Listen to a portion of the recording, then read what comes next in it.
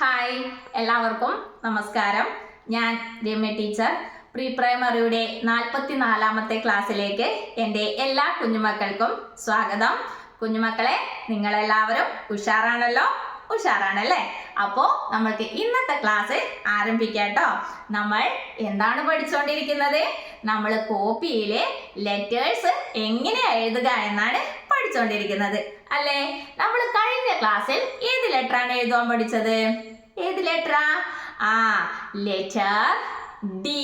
Capital letter ഡിയും small letter ഡിയും നമ്മൾ കോപ്പിയിൽ എങ്ങനെ എഴുതുക എന്ന് പഠിച്ചു കഴിഞ്ഞു അല്ലേ? അപ്പൊ നമ്മൾക്ക് ഇന്നത്തെ ക്ലാസ്സിൽ ഏത് ലെറ്ററാണ് എഴുതാൻ പഠിക്കേണ്ടത്? ലെറ്റർ ഡി കഴിഞ്ഞു വരുന്ന ലെറ്റർ ആണ് അല്ലേ? അതേത് ലെറ്ററാണ്? ഏത് ലെറ്ററാ? Letter E. അപ്പോൾ capital letter E, small letter E നമ്മൾക്ക് ഇന്നത്തെ ക്ലാസ്സിൽ എഴുതാൻ പഠിക്കാം അല്ലേ? എങ്ങനെയാ? കോപ്പിയിൽ നമ്മൾക്ക് എഴുതാൻ പഠിക്കാം.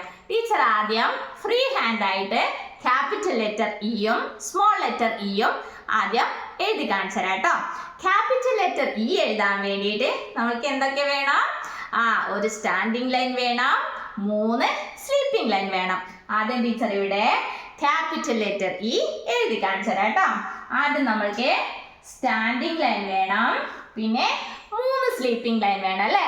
എവിടെയാണ് നമ്മൾ വരച്ചു കൊടുക്കുക? സ്റ്റാൻഡിംഗ് ലൈനിന്റെ മുകളിൽ നിന്ന് ഇങ്ങനെ സ്ലീപ്പിംഗ് ലൈൻ വരച്ചു കൊടുക്കും. പിന്നെ സ്റ്റാൻഡിംഗ് ലൈനിന്റെ നടുവിൽ നിന്നും ഒരു സ്ലീപ്പിംഗ് ലൈനും കൂടി വരച്ചു കൊടുക്കും. പിന്നെ സ്റ്റാൻഡിംഗ് ലൈനിന്റെ താഴെ നിന്നും ഒരു സ്ലീപ്പിംഗ് ലൈനും കൂടി വരച്ചു കൊടുക്കും. അപ്പോൾ ഇത് ഏത് ലെറ്ററായി?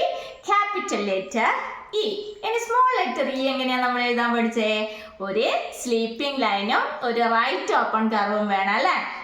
ഇതാ ആദ്യം നമ്മൾ ഒരു സ്ലീപ്പിംഗ് ലൈൻ വരയ്ക്കാം. എന്നിട്ട് ഈ സ്ലീപ്പിംഗ് ലൈനിന്റെ ഈ അറ്റത്ത് നിന്നോ ഇങ്ങനെ റൈറ്റ് ഓപ്പൺ കർവ് ഇങ്ങനെ വരച്ചു കൊടുക്കാം.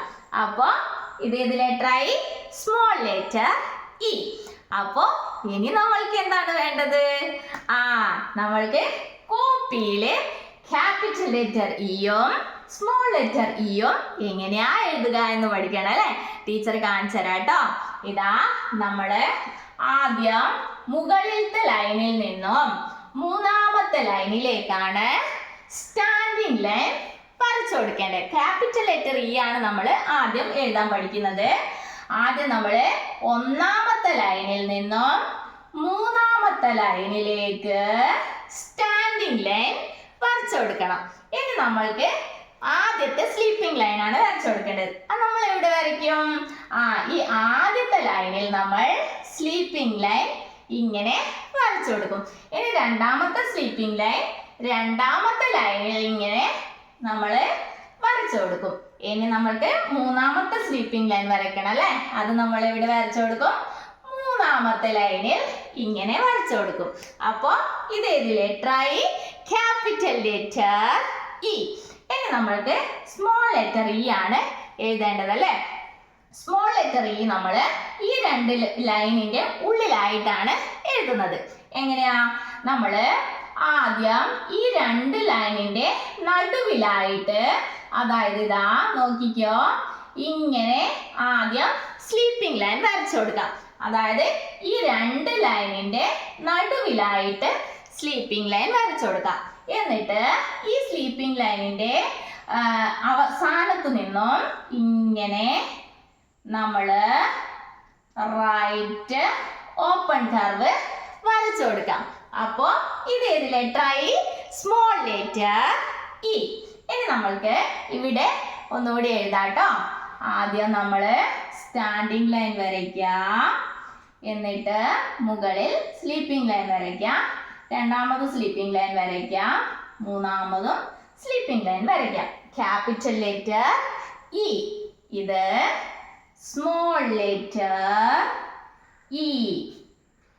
Capital letter E, small letter E.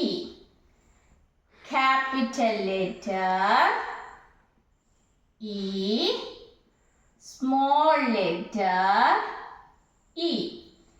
Capital letter E, small letter E.